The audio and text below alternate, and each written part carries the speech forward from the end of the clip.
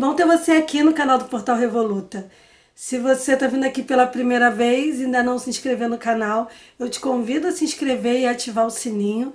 E também, se puder, curtir e compartilhar esse vídeo para que mais pessoas possam conhecer o conteúdo do Portal Revoluta. Bom, chegamos ao quarto episódio da terceira temporada do Eu Que Fiz. E a convidada desse episódio é a Karina Camargo. A Karina é do interior de São Paulo, ela é formada em administração, mas trabalha como social media, né? Criando conteúdos para redes sociais. E durante a quarentena ela começou a fazer lives no Instagram, né? A convite da TV Cidade Jardim, onde ela bate um papo com escritores e produtores culturais. E assim, mesmo com toda essa trabalheira, né, de criar conteúdo para redes sociais, fazer lives, ela ainda arrumou tempo para escrever um livro, que é o livro que ela vai apresentar no episódio aqui para você. Ela vai apresentar um livro chamado Contos da Quarentena. Bom, eu vou evitar falar sobre o conteúdo do livro, já dá para imaginar que é sobre a quarentena, né? Para não correr o risco de dar spoiler para você. Então, fique agora com o quarto episódio da terceira temporada do Eu Que Fiz, com Karina Camargo falando do livro Contos da Quarentena.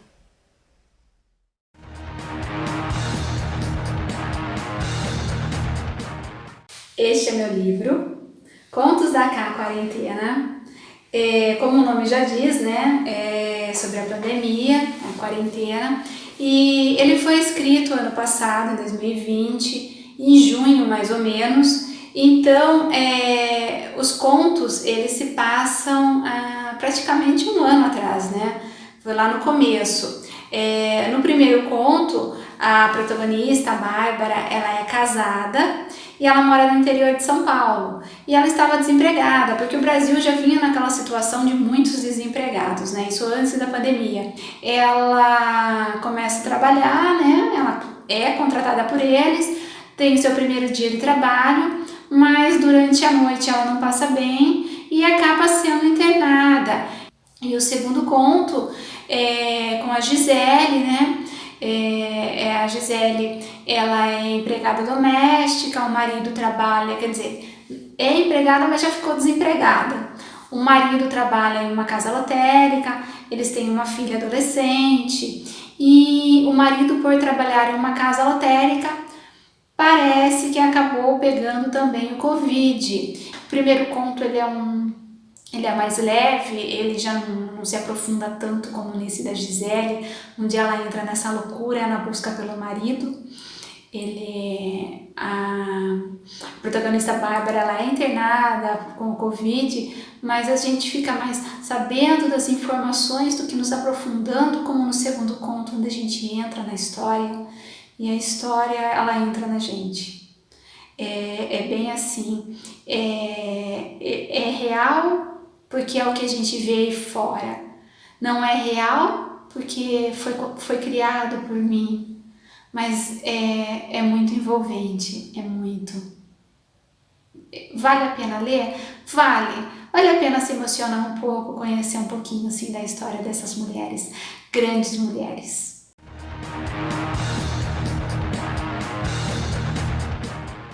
Eu estava escrevendo um outro livro. Eu estava, acho que na metade ou mais da metade do livro, quando eu vi no Facebook, eu acho, um concurso que ia ter sobre contos da quarentena. Era um concurso lá de Portugal. Eu fiquei super animada, falei assim, quero participar desse concurso. Parei o livro que eu estava escrevendo para escrever o conto, né? O conto da quarentena. Ele teria que ter no máximo umas 20 páginas. Bom, escrevi ele. Só que quando eu terminei de escrever esse conto, o que aconteceu? Já era o último dia da inscrição, nos 45 do segundo tempo, e eu fui tentar fazer a inscrição e eu não consegui no site. Ele ficava lá, quando vai, não consegue, não dá andamento, né? Então eu não consegui me inscrever. Era um domingo, né? E eu acho que era até às 18 horas para fazer a inscrição. E acabou que eu não consegui. Eu falei, poxa, né, o que eu vou fazer agora? Escrevi esse conto, né, ele vai ficar aí parado? Aí que veio a ideia de estar escrevendo mais para estar fazendo um livro com contos. Então eu acabei escrevendo mais um conto para complementar esse daí, porque assim, falei, vou fazer só 20 páginas, que na hora que você sobe no e-book, né, não é bem isso que dá fazendo a configuração, não vai ser nada. Então eu quis aumentar, falei, vou criar mais um conto para fazer um complemento a esse.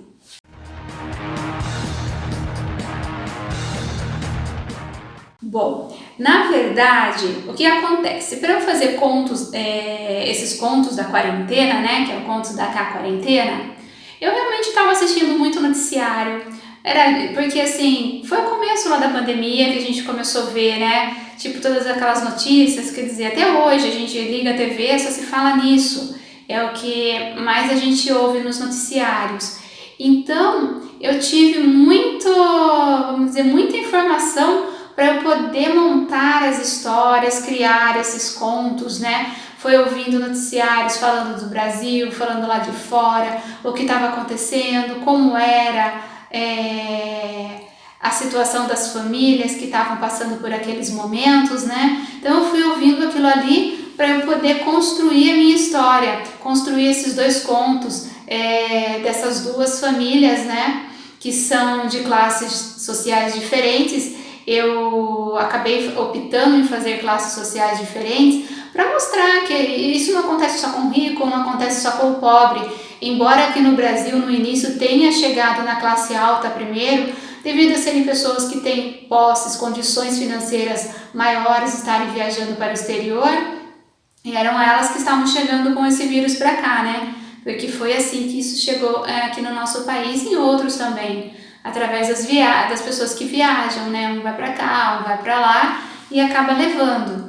Então isso me ajudou muito, me deu muita base para eu poder estar montando as histórias.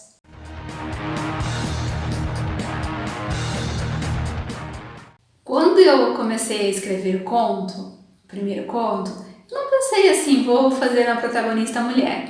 Eu pensei na história e automaticamente surgiu a personagem, uma feminina, uma mulher na minha cabeça como a protagonista da história, né? E já para o segundo conto, né? Aí eu realmente quis escolher uma mulher, porque no primeiro eu tinha colocado uma mulher, eu falei, vou continuar com uma protagonista feminina. Talvez o que me levou a isso seja a minha vivência, tendo sido muito com mulheres, porque eu tenho uma irmã, nós somos criados pela minha mãe, porque a minha mãe ela ficou viúva quando eu tinha 13 anos. Então, ela criou a gente sozinha. Minha irmã tinha 7, criancinha. Não que eu já fosse adulta, porque antigamente, 13 anos ainda, a cabeça eu acho que era um pouquinho mais para a criança do que para o adolescente, né?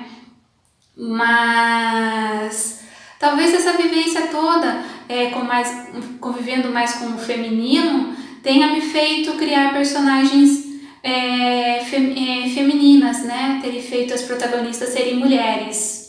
Não sei, talvez, né? Eu não tinha pensado nisso. Essa pergunta foi uma pergunta assim que me pegou de surpresa, viu? Olha só, para eu pensar e refletir nisso, refletir em próximos livros, porque eu acho que se eu for pensar, eu tenho outros que eu escrevi também, tem alguns que estão parados.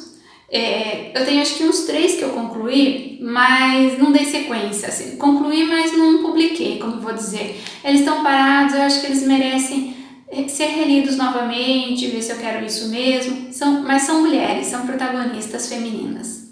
E eu estou escrevendo um outro agora, esse eu quero publicar, esse eu não quero deixar guardado. Eu estou escrevendo ele é de aventura, mas é uma garota também. Agora eu estou fazendo como uma adolescente, né? Uma aventura como uma adolescente. E realmente, pensando agora, é feminina. Também, tipo, as personagens que eu estou colocando, a maioria são mulheres na vida dela, assim. Ela vive com a mãe, fala da amiga. Talvez seja isso mesmo, seja a minha vivência de vida, o que me puxe mais para esse lado de usar protagonistas femininas. Até vou pensar num futuro aí, para um futuro livro, quem sabe tá fazendo um livro assim com um homem como protagonista, quem sabe?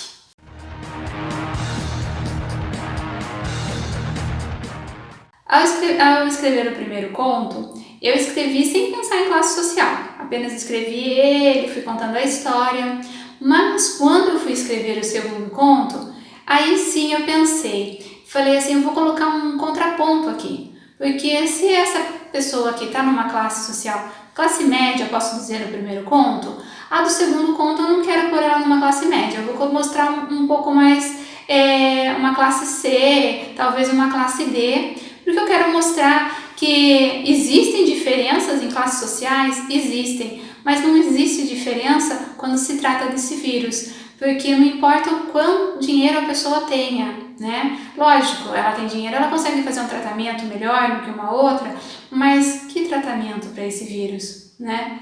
Esse vírus que ele ataca de uma maneira assim, sendo indiferente, não olhando se a pessoa tem ou não tem dinheiro. Ele vai atacar igual a todos. Eu acho que ele veio para mostrar que todo mundo é igual, que todo mundo é humano, que todo mundo está à mercê das mesmas coisas. Tipo, por exemplo, né? A pessoa tem condições de comprar um carro zero, uma outra pessoa não tem nem condições de comprar um carro, certo? Financeiramente existem diferenças, mas ele veio para mostrar que humanamente não existe diferença, que humanamente somos seres vivos, que somos feitos de carne e osso, não é mesmo? E que não tem o que fazer, a pessoa pode pagar o melhor hospital e esse vírus pode levar ela da mesma maneira que leva uma outra pessoa que esteja no SUS, né? Então eu quis mostrar isso, como é dentro da casa dessas pessoas, como que elas reagem a isso, como suas famílias reagem. E no segundo conto, eu acho que deu para enfatizar bem como é dentro de uma casa, dentro de uma família, o sofrimento que é perder um ente querido.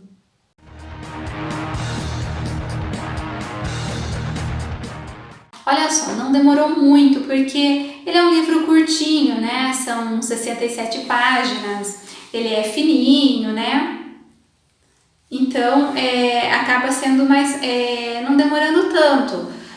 Embora o primeiro conto eu escrevi mais rápido, porque eu queria participar do concurso, então o tempo era corrido, mas o segundo conto, ele já foi um pouco mais demorado para eu escrever. Eu acho que como eu demorei mais para escrever, eu me aprofundei mais, né? Tanto que se você lê o primeiro conto e depois você lê o segundo, você vê que o primeiro, ele tá leve, né? Tá uma coisa leve. Eu posso até dizer que ficou um pouco superficial perto do outro, porque o outro eu me aprofundei tanto que teve um momento do livro que eu escrevendo, na hora que eu comecei a criar aquela parte da história, eu chorava. Aí eu reli mais algumas vezes e eu chorei na hora que eu reli o livro novamente. Se eu pegar agora para ler, novamente eu vou chorar, porque eu acho que eu coloquei mais assim o sentimento da pessoa, mais aquele envolvimento, tudo aquilo que passa dentro de uma casa, né, com a família ali. Eu acho que deu para colocar bem como é o sentimento familiar, né? Como a gente vive dentro da nossa casa com a nossa família, o que realmente a gente sente, qual o tamanho da nossa dor, né? E eu acho que no segundo tá bem explícito isso. E aí o livro passou pela revisão, né? Eu acho que foi umas 3 ou 4 revisões da pessoa que eu contratei, e enquanto a pessoa estava fazendo a revisão, eu fui fazendo a capa, né? Então nisso demorou, acho que até subir lá na Amazon, foi na Amazon e no Clube de Autores também, por isso que tem a versão impressa. Demorou uns 3 meses para estar indo lá, mais ou menos.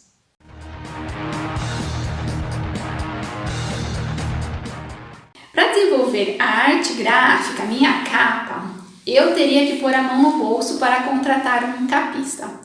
Sabe como é a vida de um autor independente, né? Grana curta, gente. Contrata uma pessoa para fazer revisão. Vai lá, paga o ISBN, porque como é um livro físico, né? Ele tem que ter o ISBN e tal. Até tô procurando aqui enquanto a gente tá falando. Tem que ter ISBN, né? Tem que ter a fichinha catalográfica, né? Que ele tem a fichinha tal catalográfica.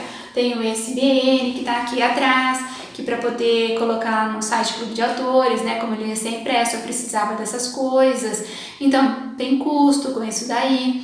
E eu falei, nossa, vou contratar mais um serviço, né? Que é o capista. Não, vou eu desenvolver minha arte.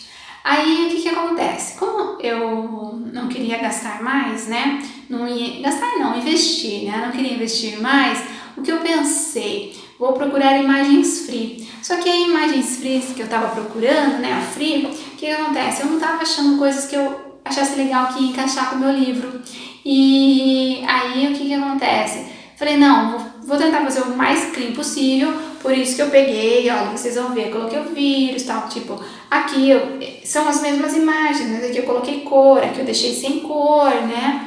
Aí para colocar lá no site do Clube de Autores, tinha as medidas, tudo que tipo tem a orelha, né? Então você pega, você tem todas as medidas, tem para formatar ele também, como que você vai estar formatando, né? Como que é toda a formatação aqui, então lá tem as medidas todas certinhas e eu fui seguindo. Legal, eu achei quanto a formatação ficou tudo ok. Quanto a capa, no começo eu gostava, falei assim, tá legal, tá joinha.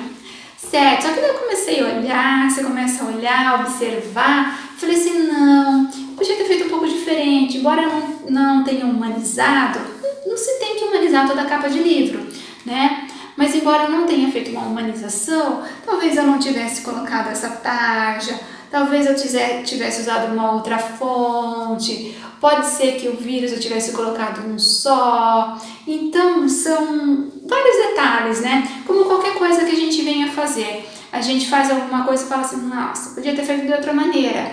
Então, da mesma maneira, a minha capa, eu acho que eu poderia ter dado uma mudadinha, mas tá legal ainda. Eu acho que ainda tá dentro, ainda ele tá dentro do que ele se propôs, né? Que são contos da quarentena, né? São contos sobre a quarentena. Então eu acho que a proposta ainda está válida. Mas futuramente eu pretendo fazer um lançamento de uma nova capa, mas isso não para já. Eu acho que é uma coisa mais futura, mais para frente ainda.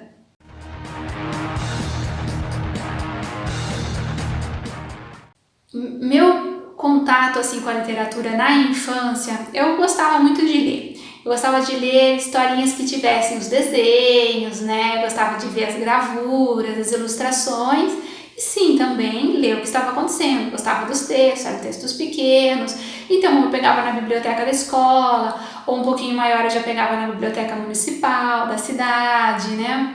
Só que eu cheguei numa faixa etária que os livros que eu poderia pegar, eles já não tinham mais gravuras, já eram livros com textos, só texto.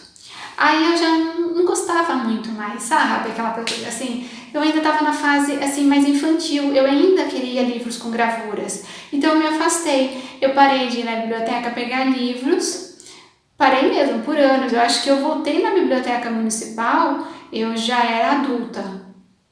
Mas assim, o meu primeiro livro eu nem me lembro qual foi o primeiro livro que eu li, né? Da infância, assim, já não me recordo. Não gravou, ou então faz muito tempo que eu já nem me lembro.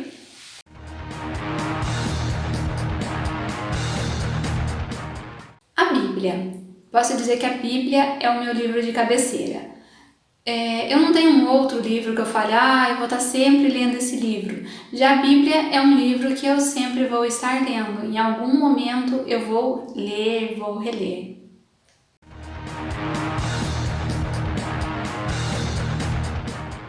Meu calo literário eu deixei separado aqui para mostrar para vocês. É este livro aqui, Marley e eu. Esse livro, eu sei que é um livro muito fofo. Mas o que acontece? Eu queria muito ler esse livro na época que ele foi lançado, eu comprei ele, né, pra estar lendo. Só que logo que eu comprei, eu ainda não tinha... a minha cachorrinha faleceu. E pra mim a dor foi muito grande, eu tinha uma dor muito grande, sabe? E aí eu comecei a ler esse livro e eu não consegui dar continuidade nele, porque eu tinha e tenho medo até hoje de ler ele, porque eu tenho medo de mexer com essas minhas emoções, né? E eu já perdi uma outra cachorrinha há pouco tempo e é, e é complicado, sabe? Eu sei que ele é um livro fofinho, bonito. Eu deixo ele assim por perto. Eu sei que eu vou conseguir ler ele em algum momento, mas eu não tenho coragem. Eu não pergunto pra ninguém como é e eu não tenho coragem de ler porque eu tenho medo que em algum momento ele perca o cachorrinho dele aqui e eu sinta tudo que eu senti, toda a tristeza que eu passei, sabe? Porque em casa a gente sempre foi assim, o cachorrinho pra gente, né, a cachorrinha, faz parte da família, né? A gente trata como se fosse, tipo, como eu morava com a minha mãe, então minha mãe fosse a mãe e eu a irmãzinha, né? Então era um tratamento sempre assim, né? Dessa maneira. Então esse aqui é um calo pra mim, viu? Eu acho que um dia eu vou ler, mas esse dia eu sei que ainda não tá próximo.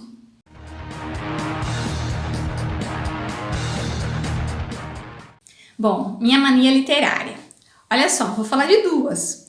Uma é aquela cheirinho do livro novo, esse eu amo. Eu gosto muito de ler o livro novo porque tem aquele cheirinho, né? É gostoso.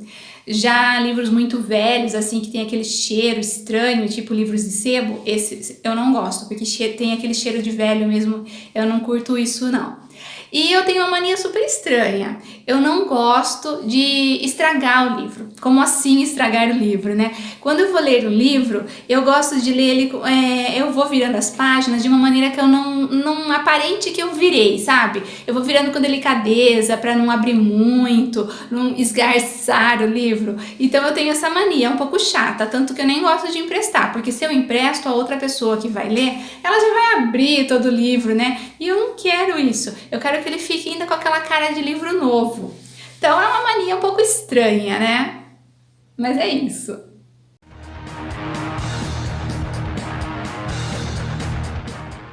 Eu indico a autora Liliane Alves. Ela escreveu 2 livros, A Girafa e a Melancia e Pérolas Amarelas.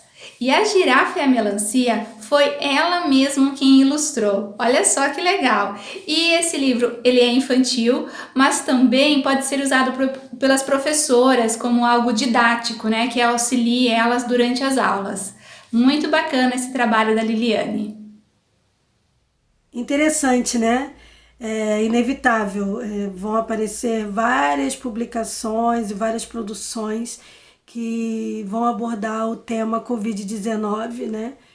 É um recorte da história mundial aí que a gente está vivendo e que vai gerar muita coisa ainda e muita gente vai falar a respeito. Inclusive estará nos livros de história no futuro, né? Então é bem legal, bom ela fazer essa reflexão aí, trabalhar essa questão das classes sociais, mostrando que a Covid não atinge classe média, classe alta, classe C, D, enfim. Qualquer ser humano pode ser atingido por essa doença que infelizmente já levou muitas vidas, né, ao redor do mundo. E no Brasil tá essa catástrofe que a gente tem acompanhado aí, infelizmente.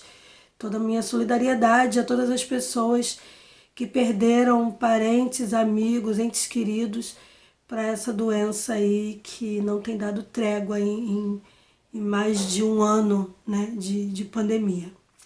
Bom, se você ficou curioso para ler aí o livro da Karina, eu vou deixar aqui na descrição do vídeo os links e aqui na tela também o link para poder adquirir o livro e também para acompanhar o trabalho da Karina Camargo, tá bom? Bom, a minha dica desse episódio é um trabalho muito bacana, né? Pensando na sustentabilidade, na economia criativa e na economia solidária, né? Que são as publicações cartoneiras. O que é uma publicação cartoneira, né? A publicação cartoneira, ela é feita de uma forma mais artesanal, né, utilizando papelão para fazer as capas dos livros, né, e com artes, com as capas feitas com pintura à mão ou stencil. E é uma prática que vem crescendo muito aí do final dos 90 pro 2000, na verdade mais pro início dos 2000. E surgiu mais ou menos assim, né?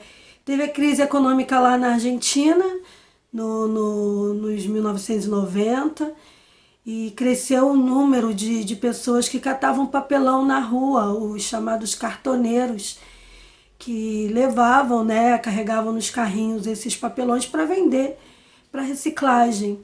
E aí, um escritor chamado Washington Curcuto e o artista plástico Javier Barilaro tiveram a ideia de comprar o papelão desses cartoneiros para poder fazer as capas, né, com stencil e outras técnicas de arte. E eles imprimiam os livros de autores independentes na impressora que eles tinham, né? Isso barateava muito o custo de produção, né? E democratizava a literatura, né? O fato de botar os livros na rua para que as pessoas consumam, né? E assim surgiu a Heloísa Cartoneira, que é a editora que tem lá na Argentina, que inspirou editoras ao redor do mundo. E aqui no Brasil a gente tem a Mariposa Cartoneira, que surgiu em 2013 no Nordeste do país, mais especificamente em Pernambuco, que é um coletivo artístico-editorial que pega essa base, né, que foi criada lá na Argentina, né, pelo Heloísa Cartoneira, e publica livros, né, com essa pegada aí mais sustentável, né, de utilizar o papelão para fazer as capas. Esse é um trabalho muito bacana, artesanal. Eu vou deixar aqui na tela o Instagram da Mariposa Cartoneira. E aí na descrição do vídeo eu vou botar o site da Mariposa, porque lá tem contando um pouco mais da história e todo o trabalho que a Mariposa Cartoneira faz, porque eles não só publicam os livros, né? Eles têm coedições com outras editoras cartoneiras ao redor do mundo, né? E também fazem oficinas para incentivar a criação de outros selos cartoneiros. Então, se você aí ficou curioso, curiosa para conhecer e de repente criar na sua cidade uma editora cartoneira, eu acho que é bem interessante entrar em contato lá com a Mariposa e conhecer um pouco, né, desse know-how que eles têm em trabalhar dessa forma sustentável e com essa economia solidária, porque você acaba fazendo girar, né, a economia local, né, dos catadores e tudo mais. Então, assim, é uma coisa bem interessante, eu espero que vocês tenham gostado.